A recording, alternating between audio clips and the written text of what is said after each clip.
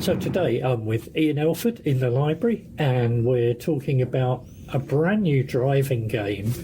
And I recently saw this on the TV. You may have seen it as well, and I was fascinated. And it turns out Ian, at one time or another, and especially today, has been in Morrinsville. So what's your connection with Morrinsville, Ian? Hi, John. I'm from the UK originally, and we came over with our family with a police transfer. So I actually worked in Morrinsville and the Waikato on my first assignment from the UK police to New Zealand police. And this is where we actually came and we set up base and we started our life in New Zealand. So It's good to come back, and it's good to meet you and get to see what the community is all about. Tell you more about the game we've got now in and around New Zealand. That's going to be interesting. So tell me, why the driving game? So we did about 2 years ago, because now I've obviously left the police a little while back, and since then I've joined Department of Corrections and I work in probation. And I've been working now for Department of Corrections for almost 8 years now, so I've gone from the prisons to community work-based stuff, and now we're based in Auckland. When I lived in Morrinsville, I worked in Pyle, so I was doing supportive people with their driving licence there. We did like a 2-day event where we did, they had a booklet and we were going through the theory stuff with them. At the end of the day, like the following day, we went online and we were testing together, and we took them for their test in Hamilton. So I could see some of the guys were still a little bit bezaddled by the whole, bit confused, hadn't really absorbed all the educational tools on the booklet. So I went home that 2 days later and I just thought, why not make it into a board game? So I came up with the idea, and that's the reason why I did the board game, really, because I thought it would be another educational tool, another option for people to use that rather than going online and studying for the theory test. And it's more practical, it's learning based, it's more interactive, and it's family and fun, you know. I was going to say, it's fun, isn't it? Yeah. And I really like the design of it. Tell me more about how the design came about. So the design, I mean, when I first started, if you've seen it on TV, and people can see it on the link on our Facebook page from the AM show, obviously the 7 Sharp was last year, but the most recent was the AM show where we actually showed our original design, and it was a big piece of paper posing it on overnight, and that's where the idea started. It was just going around the board asking people questions and people learning from it. So the way the game works is you just go around the board, you'll have a novice and expert choice. So either yourself can play with your children, so you could be the expert and they could be a novice. And the way it will work, well, as you go around, you've got question squares on the board. You've got 2 number dice, so you can either have 2 number dice for a fast game or 1 number dice for a slow game. And then you've got a colour dice, which is a yellow and red dice. So you'll throw all of them, and then obviously whatever you throw, if you throw a red and you land on a question card on the board, then you'll answer a question, 2 question cards, whereas a novice will answer 1. So that's where the novice and the expert is for the people, to make it easier for the youngsters. And obviously your yellow colour dice is just a learning card which you just pick up and you'll read for other people to listen to.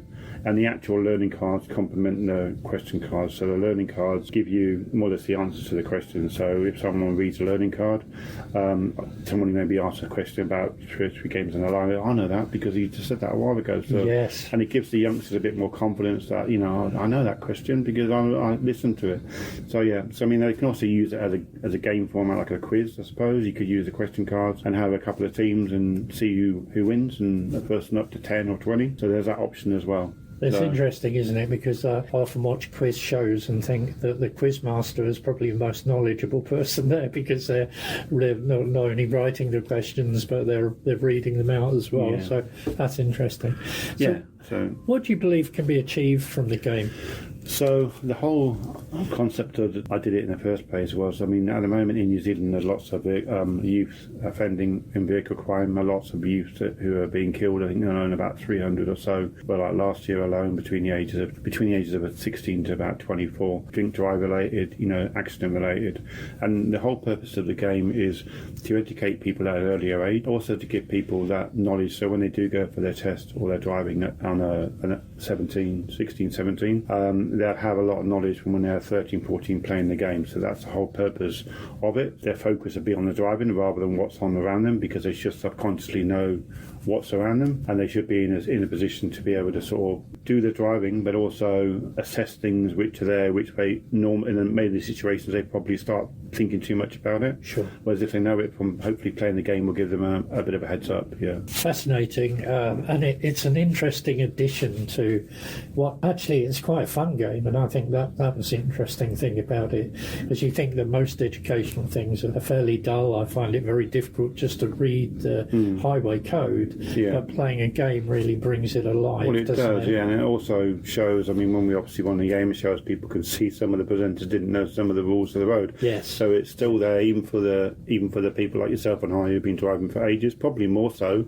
because we've probably slipped back a few spaces regarding the laws and stuff. Yes. And it's good for them to play the game just to sort of recall stuff, or just to sort of revise on what they should know, I suppose, and give them a bit more of a education side of the laws in New Zealand which they've forgotten about. So well, that's got to be a positive thing. Well, it? that would like to think so, wouldn't you? Yeah. So, lastly, if somebody would like to get hold of one, where can they get one in Morrinsville? Yeah, so in Morrinsville, Paper Plus sell them at the moment, and there's a lot of other Paper Plus stores around. The Maddamado and Cambridge also sell them now, but we've got like 67 stores in Paper Plus around the country selling them, as well as 25 Whitcall stores. And also online, you can go to our website, which is drivenforsuccess.shop.